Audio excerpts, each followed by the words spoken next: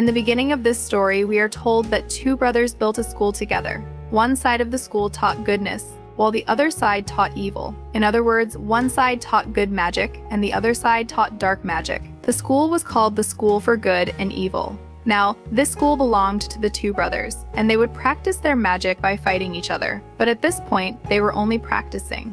Later, it is revealed that the brother who possessed dark magic actually intended to harm his good brother. He used a forbidden kind of magic, blood magic, to try and cause serious harm to his brother. During their fight, the good brother manages to throw the evil brother from a great height. After this, we are shown a time jump of 2 years. In the human world, a girl named Sophie lives with her father and stepmother. Sophie is incredibly beautiful and dreams of going to a fairy world where she wants to become a princess. Meanwhile, there is another girl who lives nearby and is Sophie's best friend, but she isn't as lovely as Sophie. Her hair is wild, like a witch's, which is why everyone in the town. People used to call her a witch. Now, even though these two were completely different, their friendship was still very strong. One day, both of them went to school and then to a bookstore. Sophie picked up a book about fairies and princesses, while her friend chose a book about ghosts and witches. At that moment, two customers handed her a book from that same magical school. Seeing this, Sophie asked them, "Where is this school located?" "I don't know. Perhaps no one knows. It could be in this world or somewhere else."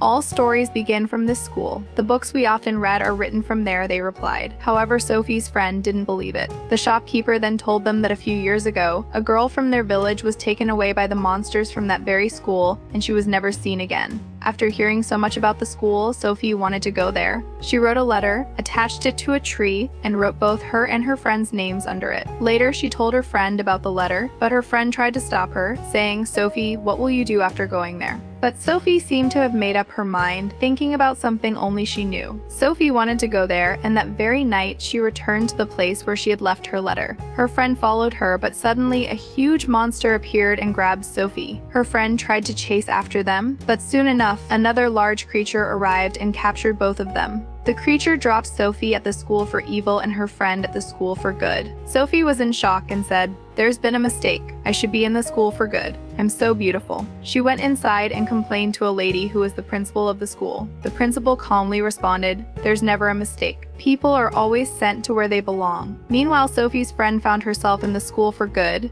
where some girls mocked her, saying, "Your hair looks just like a witch's, and look at your clothes. You must be in the wrong place." Just then, a few fairies arrived and took Sophie's friend to the principal of the school. Sophie's friend tried to explain, "I didn't want to come here. My friend wanted to be here." The principal replied, "There's never a mistake, and you are here because this is where you're meant to be. No one ever gets into the wrong school." Sophie's friend, whose name was Ankita, didn't understand the meaning of never. The principal explained that the children who go to the school for evil are called nevers because they are never happy, while those who attend the school for good are called evers because they are always happy. Now, all the students were gathered in a hall. Most were dressed in extravagant outfits, while Sophie wore a plain black dress. The preferences of both schools were very different. Students from the school for evil wore simple clothes, while those from the school for good dressed beautifully. During the gathering, some of the good students started showing their magic. The prince, who was highly admired, was also present, but a student from the evil side challenged him and knocked him down. The prince noticed Sophie and Ankita but went to sit next to another girl. Then, the heads of the school arrived, the same heads we saw in the beginning of the story, the one who had killed his evil brother. The prince was actually his son. The headmaster addressed the students, saying, "You must all study hard and achieve good grades, because stories will be written about those who succeed." Sophie asked, "What if someone ended up in the wrong place by mistake?" The headmaster replied, "No, that's not possible. We don't make mistakes saying this." He left. Later that night, Sophie went to the school for evil to meet her friends. There she overheard the principals of both schools talking. After they left, the headmaster of the school for evil appeared and said, "Sophie belongs to me now." He was the one who had created the school for evil and possessed blood magic, as we saw at the beginning of the story. But how was he still alive when his brother had killed him? This is something we will discover later in the story. As Sophie was standing there, she noticed some girls bullying her and even trying to cut her hair. But Sophie defended herself and, in turn, cruelly fought back against the girl. Sophie spotted her friend Ankita, and together, they went to a place where they thought the story would unfold, but no one was there. In the room, there was only a book and a magical pen. The voice said, "No one has come here before you two. You are both special." "Why do you want to leave?" Sophie replied, "I don't want to leave. She wants to. I'm just in the wrong place by mistake. Sophie said, "Now that I'm at the school, I don't like my old life at all." They wanted to take her along as well. Sophie asked the headmaster, "Are stories like Cinderella and Snow White real?" The headmaster replied, "Yes, absolutely. They are all real, and they all studied here." He then told Sophie, "If you were worthy of the school for good, we would never have sent you to the school for evil." She protested, "But I'm good, I'm beautiful, and that's what the school for good is for." Her friend said, "For that you need true love. Once you find it, you'll be able to enter the school for good." After this conversation, the headmaster sent both of them to their classes. Later, when Ankita was in her class, the girls told her, "If you fail the test 3 times, you'll be expelled from the school." Ankita excitedly asked. "Really?" they replied. "Expelled means you'll be turned into a monster." When the teacher arrived to test Ankita's smile and laughter, she failed. Meanwhile, Sophie was being tested on her ugliness, and she failed as well. When they both met in the hall, Ankita told Sophie about the king, but Sophie's heart had already fallen for the prince, who was the son of the headmaster. Ankita handed a letter and said, "Give this to the prince from my side." Later, as Ankita was heading to the jungle class, she saw Sophie passing the letter to the prince. In the jungle class, their teacher showed them a beautiful flower, but it was actually very dangerous.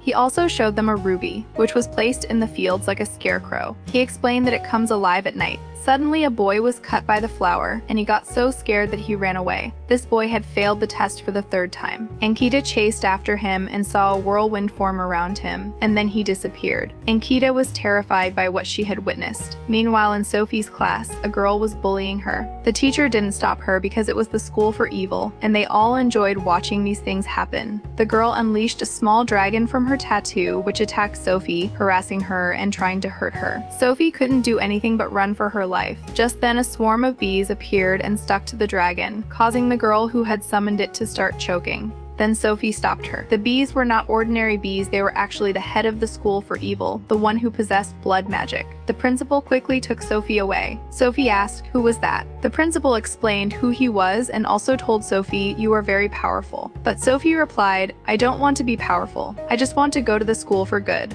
I only want to go there." On the other side, we see the principal of the school for good, who was telling all the students good always prevails. She inquired about the boy who disappeared in the jungle but silenced the conversation, saying it was part of the school's rules. The principal then explained about a fish in the river that grants wishes to everyone. She told the students that they needed to express their desires to the fish. When it was Ankita's turn, she wished for those who wanted to return home to be able to do so. Suddenly, the fish transformed into a girl. She said, "No one has ever made a wish like yours.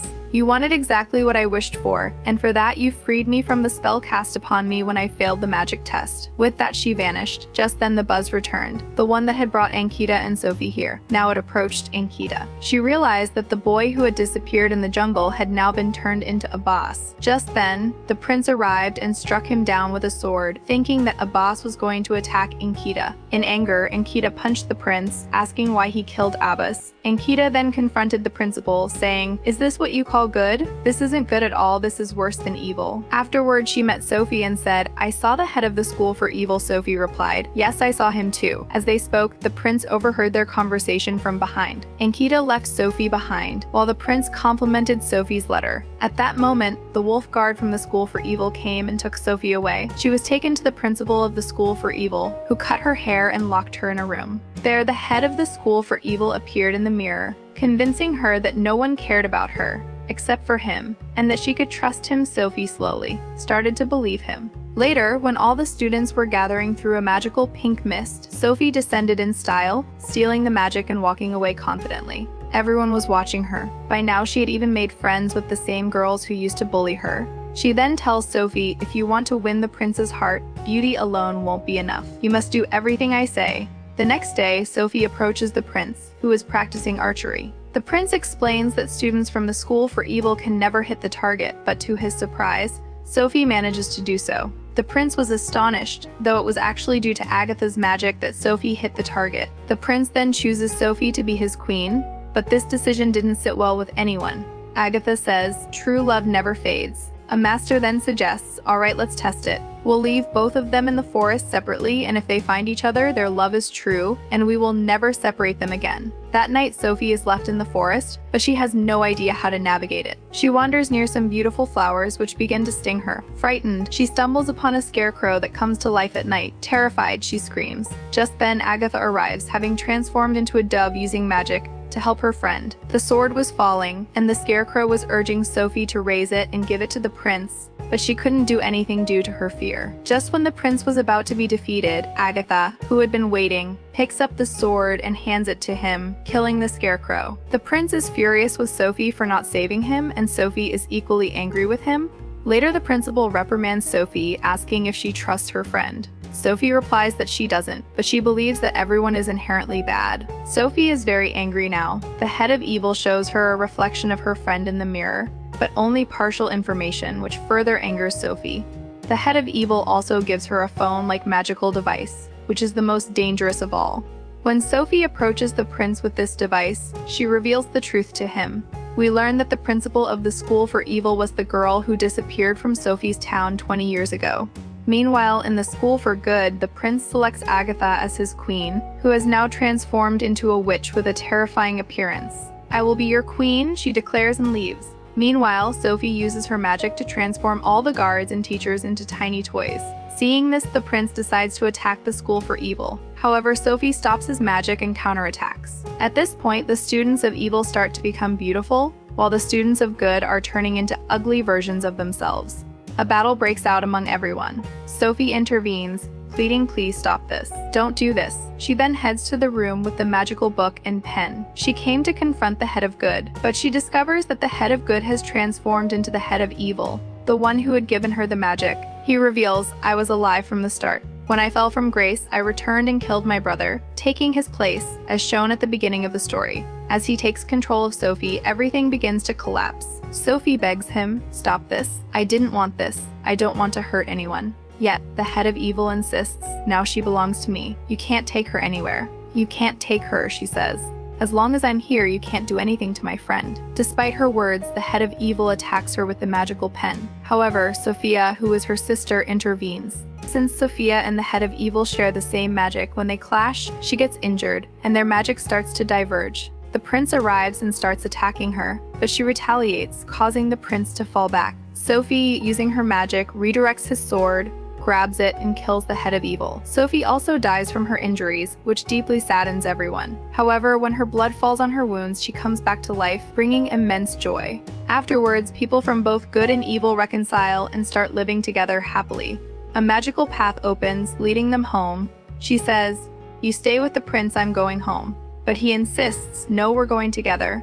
They return to their world and resume their old lives, but now with magic. One day, a prince's arrow lands on a tree in the human world, calling out, "I need you." And with that, the movie ends.